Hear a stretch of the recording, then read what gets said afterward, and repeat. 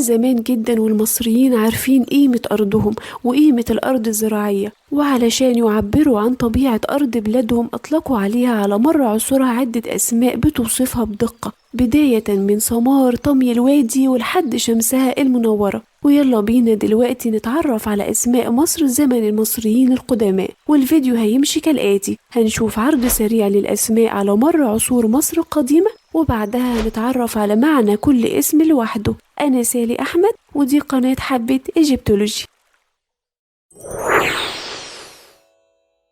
كمت، تا كمت، باتا إنكمت، تاو كمت، جب، تا، تاوي، تاميري، تاني سيرو، ادبوي حر، اترتي، ايستي، ياوت، خبشوت، باقت، وجات نسرو، بيا، سنوت، إيرترا.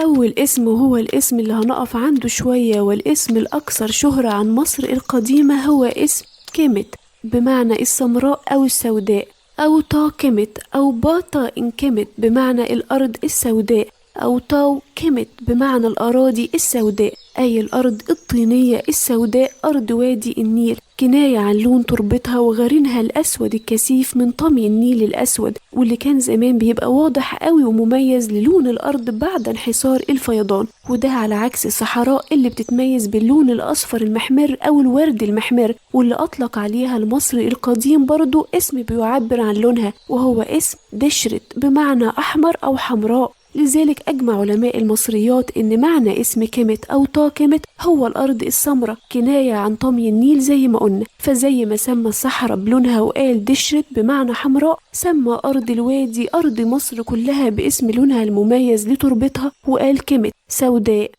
وفي الخط الهيروغليفي اتذكرت الكلمة في أغلب المرات بحروفها الساكنة التلاتة، الكاف والميم والتاء، فبقى نطقها كيمت أو ينفع نقول كمة.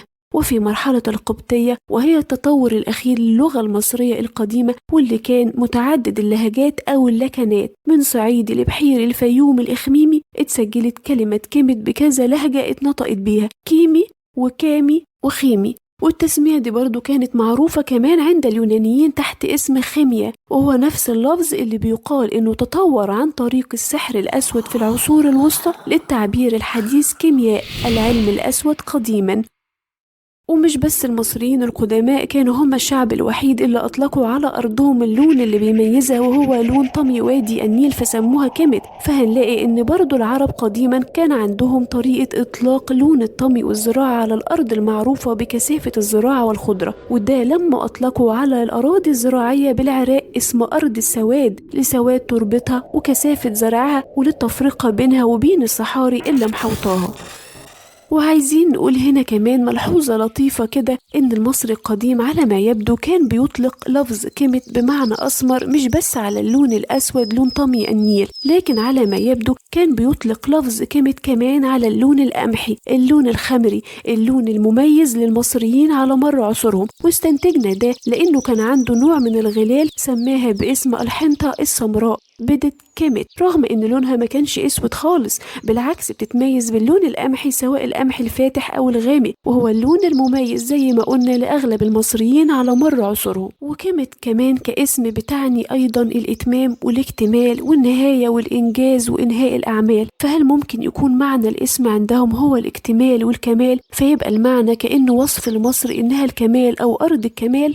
في كل الأحوال المعنى الأقرب والمتفق عليه بين علماء المصريات هو معنى السواد، كإشارة زي ما قلنا ووصف من المصري القديم للون طمي النيل المميز للأرض الزراعية، على عكس الصفرة والحمرة المميزة للصحراء، واللي زي ما قلنا أطلق عليها المصري القديم برضو لونها وهو دشرت، وهو اللفظ اللي بيعطى للون الأحمر المصفر والأحمر عند المصري القديم، وهو تدرج ألوان لهيب أو لهب شعلة النار، أو التدرج اللي بنشوفه وقت حمرة غروب الشمس. يعني استخدم المصري القديم في إطلاق الأسماء وصفه للبيئة من حوله بطمي النيل أو الصحراء.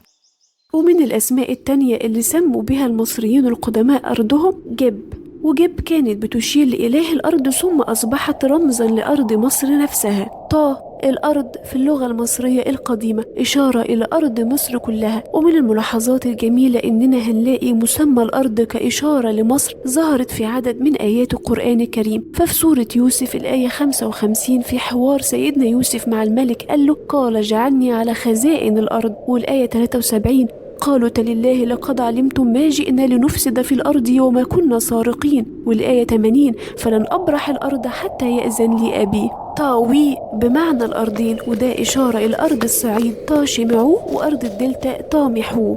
طامري بمعنى أرض الفيضان أو أرض الغرين أو أرض القناة، أو ربما بمعنى الأرض المحبوبة كصفة لمصر كلها. طانسرو بمعنى أرض الآلهة أو أرض المقدسات. إدبوي بمعنى الضفتان أو الشاطئان، إشارة إلى الضفة الشرقية والغربية لنهر النيل. إدبوي حر أي ضفتي المعبود حور. إترتي بمعنى المقصورتين للوجه الإبلي والبحري، ويقصد بها أقدم مقصورتين للعبادة في الصعيد والدلتا. إستي ربما بمعنى البوصتين أي بلاد البوصتين، ويقصد بها البوصتين من نبات البوص اللي كان بينمو في أحراش الدلتا والصعيد. إياووت أرض التلال. خبشوت أرض القوة أو أرض ذوي السواعد القوية. باقت أي الأرض المضيئة، وهي أرض مصر المضيئة دائما وأبدا بشمسها الساطعة. وجات أي العين الصحيحة أو السليمة، إشارة إلى عين المعبود حور رمز الصحة والسلامة والحصانة. وجات نسرو أي عين الأرباب السليمة. بيا أرض المعجزات. سنوت ربما يقصد بها السادس أي عيد اليوم السادس، أي أرض عيد اليوم السادس من الشهر القمري، وكان عيد عند المصري القديم. وأخيرا إيرترا بمعنى عين المعبود رع.